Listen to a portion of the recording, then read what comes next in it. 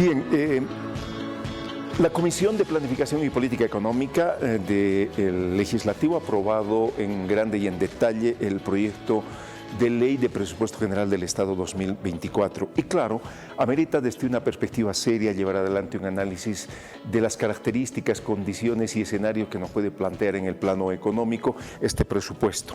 Para ello hemos invitado al economista Gonzalo Chávez, con quien vamos a tener la oportunidad de hablar. Así es que le doy la bienvenida, agradecido Gonzalo por la amabilidad como siempre para poder conversar sobre economía aquí en Cartas sobre la Mesa. Bienvenido. Muy buenas noches, muchísimas gracias por la invitación y un saludo cordial a tu audiencia. A ver, Gonzalo, en un escenario de ya sostenido déficit fiscal, se proyecta 7.8 para el próximo año, en una tendencia desde hace mucho tiempo de caída de reservas internacionales, en una circunstancia donde la inversión pública la inversión privada más bien nacional y extranjera es incipiente, donde tenemos persistente déficit en la balanza comercial, donde las reservas internacionales van cayendo, donde el tipo de cambio se mantiene constante y podría seguirte nombrando una serie de otros indicadores. ¿Cómo ves este proyecto de presupuesto con perspectivas a solucionar estos problemas en el 2024? Bueno, es un presupuesto pues escrito en el papel, y tanto en el amor bandido como en la política el papel aguanta todo. Y es un ejercicio de ideología, es un ejercicio más de propaganda antes que un instrumento de planificación, un instrumento de la política fiscal, lamentablemente. Tú sabes que el presupuesto se aprueba cada año y les voy a contar con una imagen que creo que es muy interesante de entender. Mira, un año antes el presupuesto es presentado por Mandrake. Mandrake sale con su capa negra, muy vistoso, llega con su sombrero gigantesco y te dice, mira, voy a sacar de este sombrero un crecimiento de 4.9%, un conejo espectacular. Voy a invertir 4.000 millones de dólares para que el crecimiento sea más elevado. Y dice, esto va a ser una gran magia.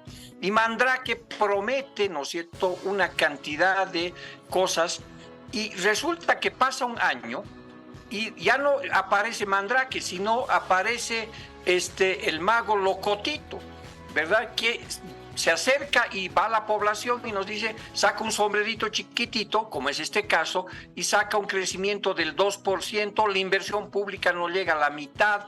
Por lo tanto, el presupuesto se convierte en un instrumento de propaganda, en un instrumento ideológico, antes que en una realidad, ¿no? Y eso es lo que está ocurriendo con este presupuesto, ¿no? Nos han ofrecido crecimiento del 3.71%, otra vez 4.000, o sea, es Mandrake, pero sabemos que de aquí a un año va a aparecer Locotito y va a decir que esos indicadores, el contexto internacional, hubieron problemas y el crecimiento fue sumamente bajo. Ese es el problema con el presupuesto. Además, el presupuesto solo se lo presenta cuando aparecen los datos para figurar en la foto, pero no se da cuenta, o sea, no se responde, porque lo primero que deberíamos hacer para discutir el presupuesto 2024 es decir, ok, ¿qué hicimos con el 2023? Los presupuestos lo hacen las familias, las empresas, las instituciones. Y un paso muy sano es decir, a ver, el año pasado yo dije que las reservas internacionales iban a crecer en tanto. ¿Qué pasó? No se cumplió. Dije que la inversión pública iba a ser 4.000, llegó a la mitad. ¿Qué pasó? ¿Por qué eso ocurrió? Yo dije que el crecimiento iba a ser 4.9% y aparece 2%. Y eso tiene que responder el Poder Ejecutivo, el Ministerio de Economía y Finanzas, a la Asamblea y a través de la Asamblea a todos nosotros, porque manejan nuestra plata de impuestos. Pero no se hace eso. Entonces se repite esta figuración, si quieres, esta pantomima, este espejismo de ofrecer el cielo y la tierra al inicio del presupuesto y no cumplirlo, ¿no es cierto? Este presupuesto tiene exactamente los problemas del 2023 que no reflejan la realidad. Ahora, Gonzalo, ¿Cómo crees que debería haber enfrentado el 2024 el gobierno desde tu perspectiva, conociendo estas proyecciones que ha hecho? Es decir, más bien, ¿qué horizontes o qué lineamientos generales debía haber propuesto? Bueno, yo creo que sobre todo era fundamental que salgan de frente del espejo de la propaganda y entiendan que el país está con enormes dificultades fiscales, no hay dólares, las reservas internacionales están tocando fondo, no hay gas, no hay diésel. Entonces tiene que ser un presupuesto más realista, ¿no es cierto?, de intentar resolver los problemas básicos, por ejemplo, vinculados al déficit público, porque como tú bien decías, este presupuesto 2024 anuncia un déficit público de 7.8, pero ya es son 11 años que el gobierno anuncia déficit público que no los puede financiar, ¿no es cierto? Y esto es un problema sumamente complicado. Y de repente te da la información de ahora, de agosto, o sea, de hace 3 meses atrás, sobre las reservas internacionales, y te dice están en 2.164 y a partir de eso estamos con estabilidad. Eso no tiene ni pies ni cabeza. Es como si una persona estuviera muy enferma, va al médico para que le dé una receta y lleva sus análisis de sangre de hace 3 meses atrás. Entonces el médico le dice, oye, no puedo hacer mucho porque no sé lo que está pasando contigo, porque este dato es de hace 3 meses atrás. Por lo tanto, lo que el gobierno tiene que sincerar la política económica. Y el eje central de sus problemas tiene que ver con el déficit público, porque el déficit público se origina con la caída significativa que se ha producido en el sector gas. Bolivia recibía 5.489 millones de dólares del sector gas, y ahora recibe 2.000. O sea, han desaparecido del Estado boliviano 3.200 millones de dólares. Entonces no hay plata pues para inversión, para gasto, para pagar los subsidios, y el gobierno sigue pensando que sigue en el auge cuando está en la decadencia. Entonces lo primero que tienes que hacer es sincerar tu presupuesto. Necesito cortar gasto público. Están gastando fortunas en propaganda y otras cosas superficiales. Siguen anunciando 150 empresas públicas y no tienen dónde caerse muertos, ¿no es cierto? Es decir, tú tienes que hacer cortes en los gastos y, por supuesto, también racionalizar la inversión. Y por el lado de los ingresos, tienes que también sincerar, ya no va a entrar la plata que entraba del gas, entonces tienes que buscar fuentes alternativas, ¿no es cierto?, de financiamiento. Te endeudarás más, buscarás otras cosas, pero tal vez está en la hora de que seas sincero y realmente haga una reforma tributaria, que baje los impuestos a los que por 200 años hemos pagado impuestos, pero que por primera vez le cobre un poco más de impuestos a los nuevos ricos que ha creado, a los cocaleros, cooperativistas mineros del oro, gremiales gigantescos, de tal manera que se equilibre un poco la situación fiscal, le ayude al gobierno a tener una situación fiscal más razonable. Algo tendrá que hacer también con el precio de la gasolina. No te olvides que los nuevos ricos que ha creado el modelo económico del gobierno del MAS mueven 25.000 millones de dólares, la mitad del Producto Interno Bruto, y estos grupos no pagan impuestos. Es el caso más dramático. Los cooperativistas del oro exportan, tienen ingresos por 3.000 millones de dólares, es la mayor exportación de Bolivia, y pagan 2% de impuestos, como 60 millones de dólares. Entonces, tú tienes unos desbalances que están mostrando la decadencia, por supuesto, del modelo económico primario exportador que vive Bolivia. Gonzalo, todo economista sabe lo importante que es la inversión para un país. Bolivia en este último tiempo se ha caracterizado por hacer inversión sobre todo en el ámbito del Estado, es decir, el Estado se ha convertido en el principal inversor. Las características que tú hacías mención, se ofrece 4.000 y solo se invierte 2.000. ¿En qué situación nos estarían poniendo en términos de crecimiento del PIB para el próximo año si solamente estamos ejecutando en términos de inversión solo la mitad de lo que el gobierno presupuesta? Bueno, eso refleja, ¿no es cierto?, la desaceleración del crecimiento. Mira, el crecimiento viene cayendo, no en estos 2 últimos años, viene cayendo desde el 2014, cuando se alcanzó casi 7%, después 5, 4, 2, En el año 2019, antes de la pandemia y la crisis política, ya el crecimiento era 2%.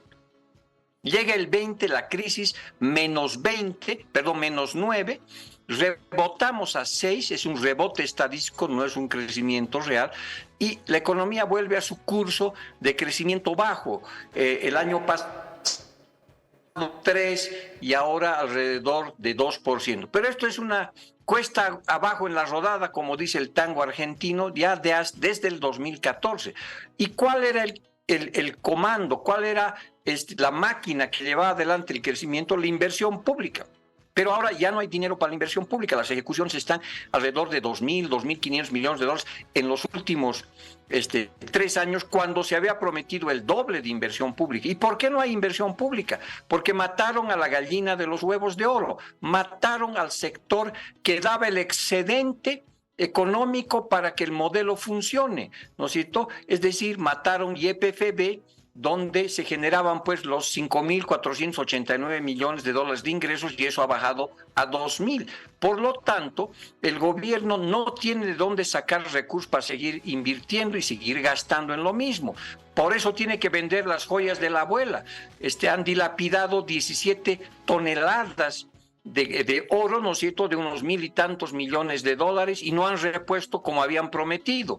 Es decir, se han endeudado, la deuda interna ha subido, la deuda externa ha subido, ¿no es cierto? Le han dado dinero también a las empresas públicas sacando de las reservas internacionales. Estas han bajado de 15.000 millones de dólares a algo como hasta agosto de 2.164, y ahora no sabemos, 3 meses después.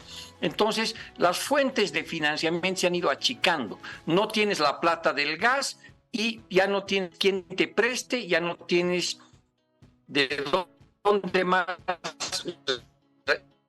usar las reservas internacionales. Has vendido la... estás raspando la olla. Por eso también al sector privado, prisiones, lo has estrangulado, le has generado competencia desleal a través de empresas públicas. Todo eso ha hecho que el crecimiento esté pues cada vez menor, y es el reflejo del agotamiento del modelo económico primario exportador rentista de los últimos 2 años. No hay mucho misterio en eso. Y todo lo que están ofreciendo es a futuro. Recién se han puesto a buscar gas, ¿no es cierto? Recién te están hablando de industrialización, una que todavía no funciona ni atrás ni adelante, ni la industrialización estatal, ni la industrialización por sustitución de importaciones, ¿no es cierto? Entonces, estamos frente a la decadencia del modelo por la falta del gas. ¿Y qué pasó? Pues ellos mataron a la gallina de los huevos de oro, que era YPFB. Bajo estas características a las que haces referencia y en las que hay muchas coincidencias de muchos analistas, ¿qué escenario, es decir, primero, qué riesgos se ciernen sobre la economía de nuestro país en el corto plazo y qué escenarios podríamos vivir? Bueno, lo que vas a vivir, mira, las economías no mueren de infarto. Entonces, lo que tú dices, no vas a ver la economía boliviana un día paseando por las calles de la globalización y cae dura, no. Las economías van muriendo poco a poco, languidecen. Entonces, nosotros estamos frente al agotamiento del modelo económico porque ya no tiene el excedente para seguir invirtiendo en su modelo estatista. Entonces, tú lo que vas a tener es, ¿no es cierto?, un languidecimiento del PIB. El PIB sigue bajando, la inflación está reprimida, no es baja, va a seguir habiendo presión en sobre esa inflación, y de hecho la inflación ahora ha sido negativa, y es algo que seguramente la gente debe sorprender, porque uno va al mercado y no encuentra pues una deflación de 0.003%, una inflación de 1.48%. En los mercados están pasando otras cosas.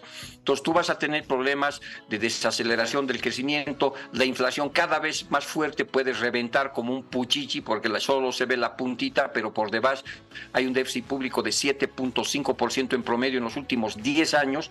Tienes una tasa de desempleo baja, pero es en base a una economía informal gigantesca.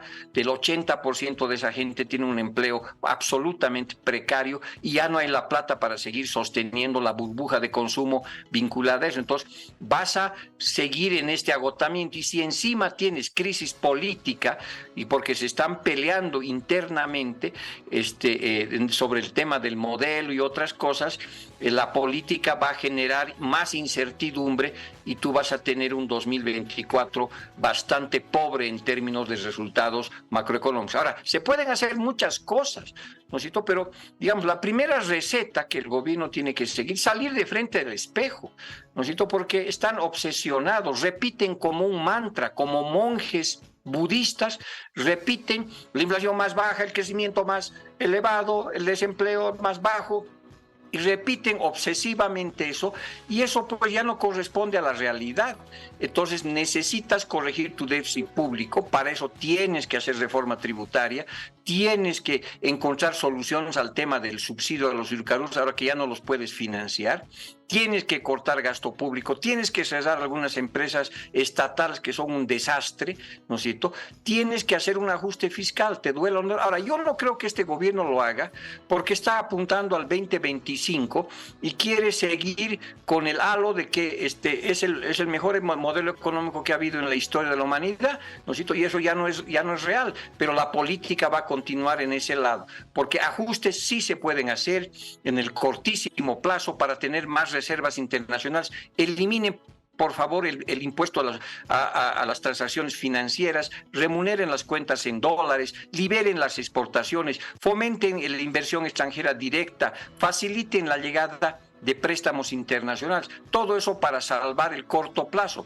pero en el mediano plazo el gran desafío es dejar, ¿no es cierto?, este modelo primario exportador rentista, este populismo chabacano que ya se ha agotado, porque ellos con un talento que la historia les va a reclamar han matado a la gallina de los huevos de oro, que era el excedente que hacía funcionar esto. Ya no hay eso.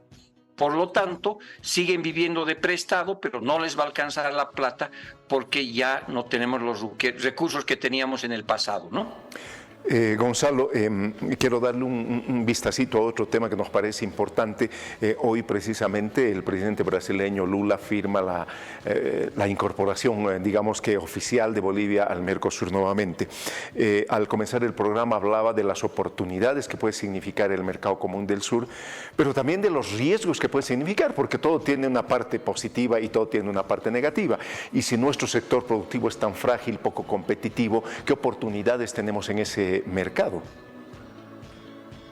Bueno, mira, yo creo que el gran desafío nos corresponde a Bolivia, porque el 95% de esas exportaciones es gas a la Argentina e importamos todo el resto. ¿No? Si tú sacas el gas de Brasil, ¿no es cierto?, a la venta de gas, vas a quedar con un déficit comercial enorme. Importamos muchísimas cosas de Brasil, electrodomésticos, comida, en fin, un montón de productos, sobre todo manufacturados. ¿Y qué vendemos? Muy pocas cosas. Entonces ahí está justamente la acción proactiva que tiene que tener el gobierno de aprovechar esta oportunidad para que le vendamos tal vez manufacturas a Brasil, o para atraer inversión extranjera directa brasilera a Bolivia para ampliar la frontera agrícola y producir más alimentos, o para atraer inversión extranjera directa al sector maderero, o para atraer inversión extranjera directa a algunos otros sectores de Brasil, y juntos producir cosas para venderle al propio mercado brasileño o a Argentina o otras regiones del mundo.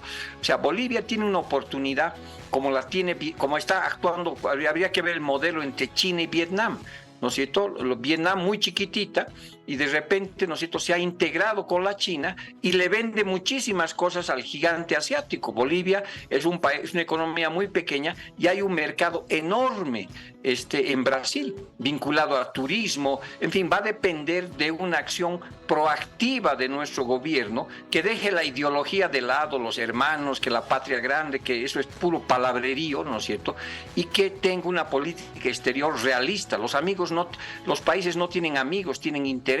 Los intereses bolivianos es pues diversificar nuestras exportaciones a Brasil, a la Argentina, al Cono Sur y a todos. Entonces debemos buscar más mercados, pero eso es en base a un sector dinámico, potente, no un Estado ineficiente, ¿no es cierto?, que no funciona.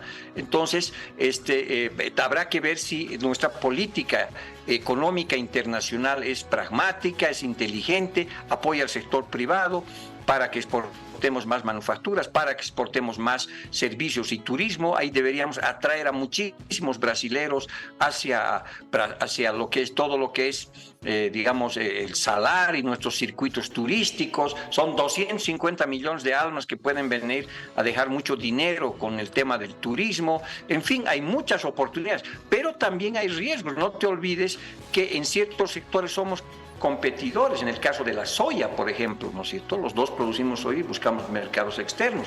Entonces, Bolivia tiene que aprovechar muchísimo el tema del Mercosur, ser muy pragmático en términos económicos y dejar de lado toda la retórica vacía de la patria grande y demás cosas, ¿no es cierto?, que está bien para la foto, pero no es bueno para los intereses nacionales, que significa más empleo para los bolivianos, crecimiento económico de varios sectores, complementariedad en inversión extranjera, integración de mercados, y eso es con un enorme pragmatismo, ¿no? Por último, Gonzalo,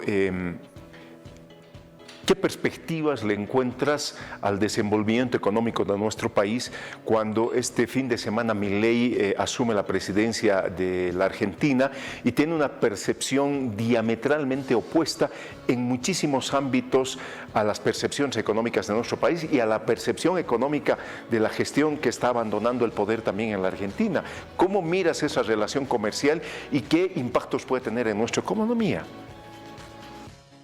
Bueno, habrá que ver cuánto la radicalidad de Milei, que dijo claramente que no va a hacer negocios ni diplomacia con el socialismo del siglo XXI.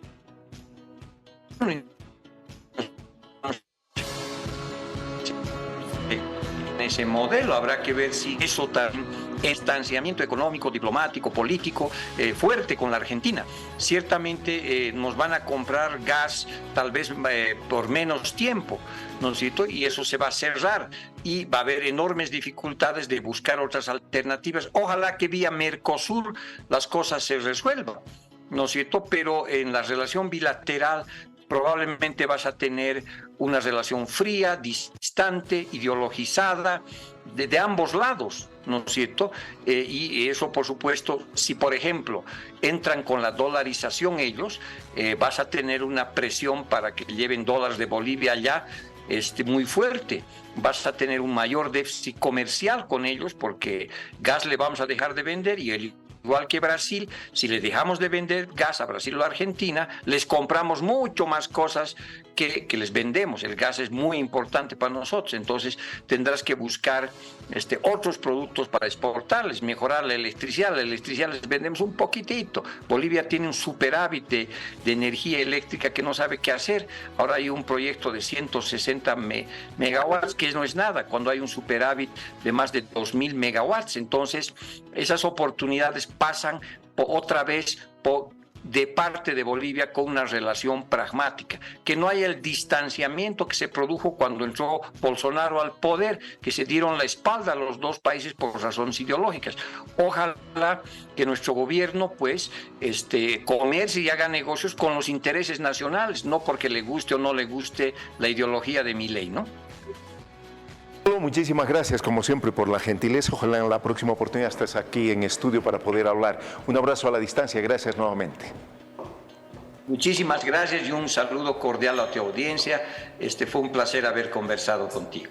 Gracias, el economista Gonzalo Chávez dándonos su perspectiva sobre el presupuesto 2024 y sobre dos temas que son importantes en nuestro país, la incorporación de Bolivia al Mercosur por un lado y este fin de semana Milei asume la presidencia de la Argentina y cómo irán nuestras relaciones económicas y particularmente comerciales con ese país.